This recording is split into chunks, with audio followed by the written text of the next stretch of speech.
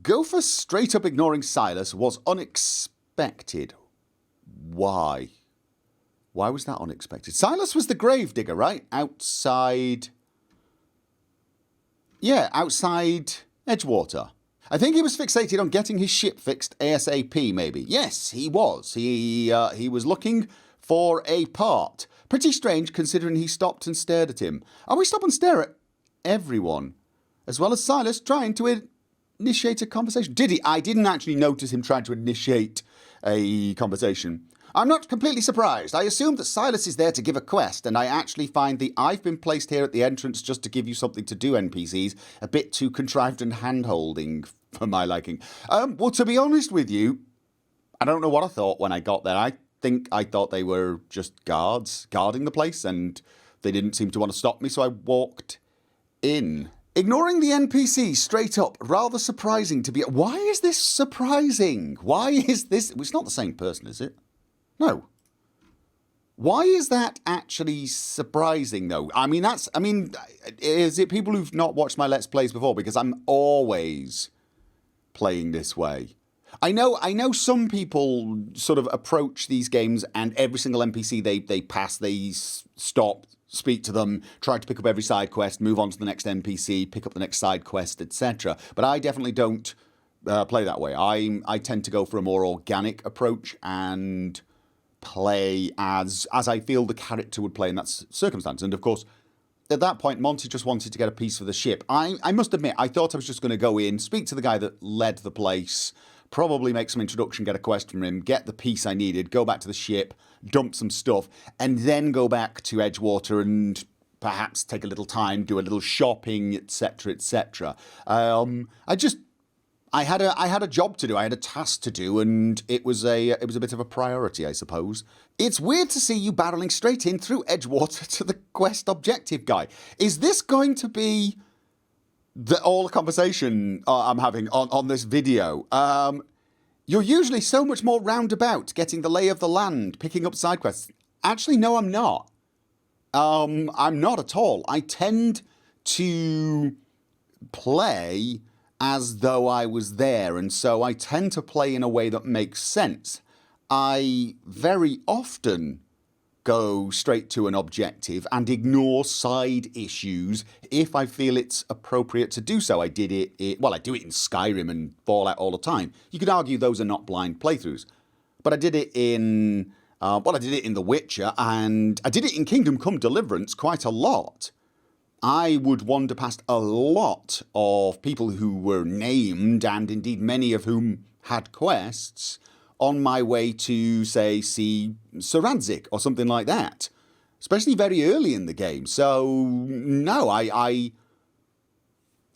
quite often will focus on a priority quest. I mean, in The Witcher, I actually failed a side quest towards the end of Blood and Wine because... although I'd finished it, I needed to hand it in, but I was at a point in the main quest where it didn't make sense to do that, and thus I pushed on with the main quest because it would have made no sense to go to the side quest. So, yeah, no, I'm a little surprised everyone's surprised. I find it odd how he passes named characters and stops for generic ones. This is going to be it, isn't it? At this point in the game, I did not know who I wanted to talk to, so I was just going with the flow. There wasn't a plan. You missed a lot of stuff by ignoring the man at the town entrance. I don't believe I did. I did a second playthrough, and I actually have a feeling I did speak to him when I walked in, because I knew the information he was going to give me, and I think he gave me absolutely the identical information on my second playthrough as I got on my first playthrough, so I didn't miss a lot of stuff at all. Methinks Monty is Leonard's brother. They sound identical, and by that I'm including attitude. I think Monty and Leonard, I see both of them as being slightly more, shall we say, upper class than me. Personally, Gopher. I think that's probably it. And a lot of it with Monty was just the moustache. As soon as I had an idea for a character with Monty, and I wanted to play the sort of captain of a ship that you had in, say, Firefly with Mal. I wanted that kind of sort of no nonsense, a little aggressive, sometimes a little snippy with people, or being a bit short with people if he found them a little foolish and annoying sort of thing. I was going for that, but as soon as I saw the mustache, he became a far more British version of that. It's so there was some changes that went on the instant I saw him. This Let's Play will probably be really short if Gopher keeps walking past everyone to get to the main quest. Okay, look, guys, there is not a correct order. You have to do everything in. You don't have to actually walk into a place and say, right, this is the main quest. I shall go and find every single side quest and do it before I push the main quest forward. A good game allows you to do the main quest and the side quests at the same time, and will usually let you know if you're reaching a point where perhaps if you do the main quest, it will prevent other quests from finishing. It's usually pretty easy to read, and seeing as this is the second episode and I got no feeling of imminent departure, I think there was a wee bit of panicking going on here. Why does Montgomery remind me of a ringleader in a circus? He just needs a top hat. Yes, that's it. That is it. You know what? I hadn't thought of that. All the way through this playthrough, it never occurred to me that was the sort of vibe I was going for. But yes, I think that's it. Monty was the ringleader of a circus, of a flying circus in this particular case. I never figured out how to remove my gun, and were kind of surprised people didn't react to having a sniper rifle in the face. Yeah, you would think people would react to that more. I think more games should try to do that. Toggle helmet off in the options. No. Absolutely not. I can't stand options like that. If Montgomery wants to keep the mustache showing, he has to find headgear that will keep the mustache showing. This was honestly hard to watch. It's like you're barely paying attention. Paying attention to what, though? Get over it. To the ship. You're gonna be Hawthorne. Nope.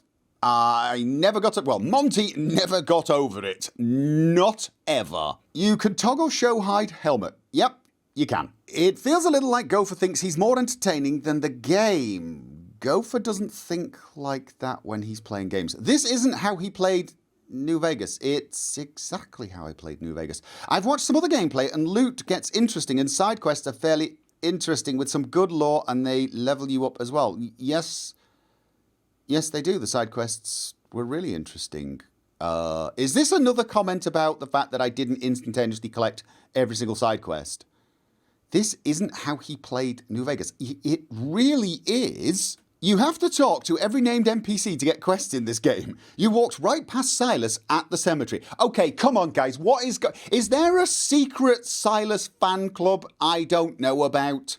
I agree the companion perk is very good early on, but quite useless to get before you even acquired a companion. Aha. Okay, but all of the perks that improve combat are useless until you enter combat. And seeing as I'm fairly sure I acquired a companion before I went into combat, he should have Quadraco read the comments and tell him what he's missing.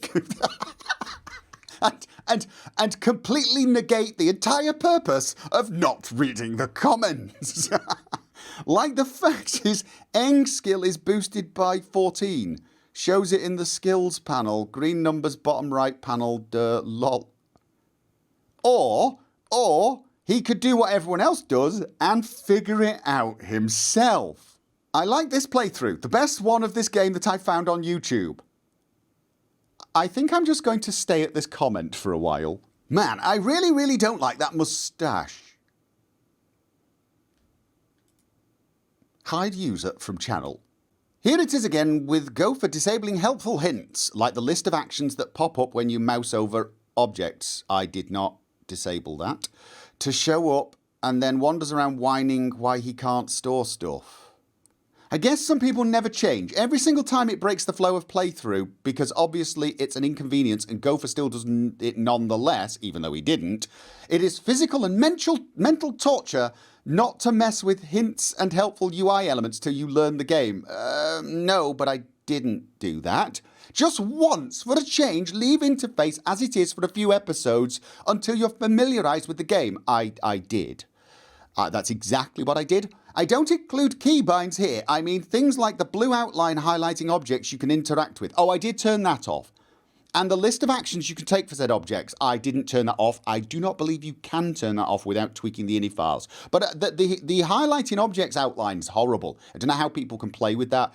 If that is required to play a game, I would rather just uninstall the game and never play it. I don't like it, to be honest. It depends how it's done. It does depend on how it's done, but I find it ridiculously cartoonish and horribly distracting. I do not like it, okay? But I did. I turned the highlighting objects off. I know he said he won't be reading comments, but God, this was so frustrating to watch at some points. Yes, it must be so frustrating to be so epically wrong. When you mouse over objects to show up and then wanders around whining why he can't store stuff. You're talking about the unreliable, aren't you? The containers. Yeah, they're disabled until you power up the ship, mate. That's why they didn't pop up with anything. As soon as I powered up the ship, I got the pop-ups. Gopher, please remove the tutorial pop-ups. They are not immersive and detract from your gameplay. The game is easy enough to learn without pop-ups. You and you need to fight it out.